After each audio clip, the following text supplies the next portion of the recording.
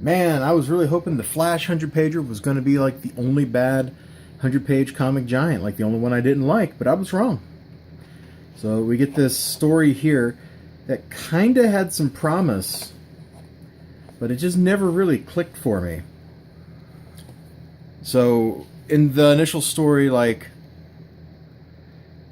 he broke out of an insane asylum or something, and we're narrated that, and he's traveling with this girl who also broke out of an insane asylum, who used to talk to her mom's rhododendrons right before she killed her mom. Like, we're starting off on a very good foot here. Not.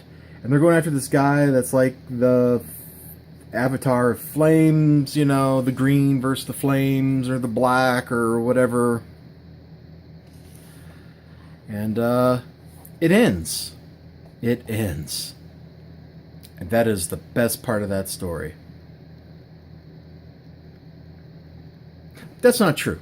The best part of that story was making fun of her face right here.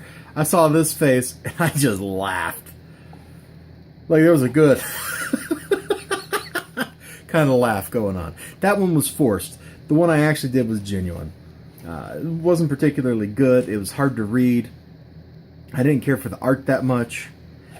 So anyway, let's move on. What else is in this book? We got Animal Man. I remember this. This is a New 52 Animal Man. It was terrible. At least the art was. I read it. The best part of this story, and I'm just going to jump right to it, is it's all about like the rot and stuff. And there's some really good macabre art in here. In fact, we'll just flip to that so you can kind of soak it up. But Animal Man was always weird. He's not a normal superhero.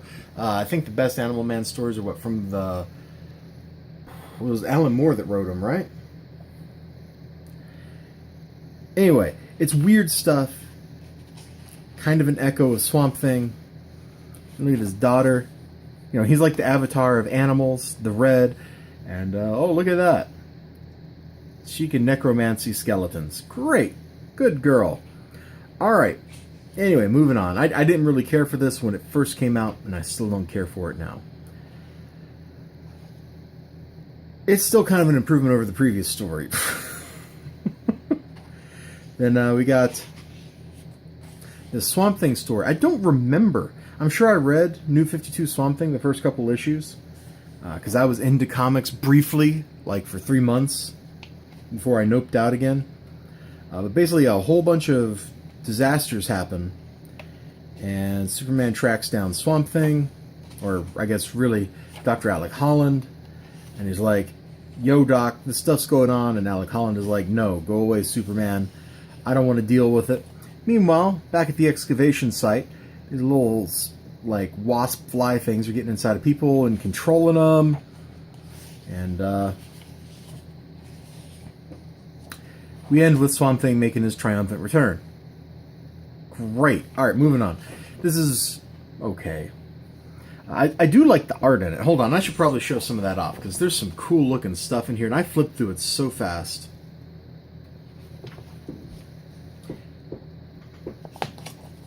See, the flies are controlling all of them. Their necks are twisted all the way around.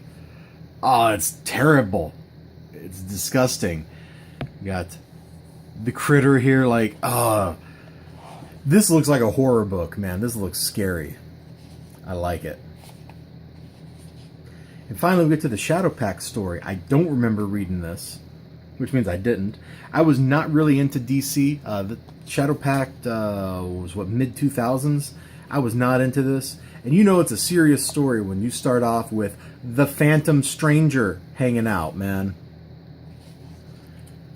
So basically, there's this weird blob that's engulfed the town. Superman can't get through it. Green Lantern can't get through it. And there's villains on the inside. Villains who are planning to sacrifice a lot of the town. Now, she spends time telling them, look, I know you got a bum deal, blah, blah, blah, blah. Keep in mind, we're a lot more powerful than you. There's no shame in submitting meekly. No, there is shame. You cowards. You should rise up. They can't accomplish their goal if you're all dead. She talks about how they have to sacrifice people in an orderly, ritualistic fashion. If they end up having to massacre you all because you fight back, they don't accomplish their goal. I know you don't want to, but you're human beings. Act like it. And people don't act like that. Like the book I just got done reading and reviewing said, most people are sheep. God, this was terrible. Don't read this. Anyway, Phantom Stranger's hanging out, and he's like, you need magic heroes. So he gets the team back together again. There they are. There's the band. Isn't Enchantress a villain? Like, am I the only one who thinks of Enchantress as a villain when they see her? I don't know. Whatever. Anyway, they go inside, and conflict. Boom. That was the best story in the book. It was actually really cool. Phantom Stranger is a character that you really only see pretty much when crazy stuff is happening. Like, if he shows up and he can't defeat something, you know it's serious, because the Phantom Stranger is not quite all powerful, but he's definitely in a league of his own above even guys like Superman.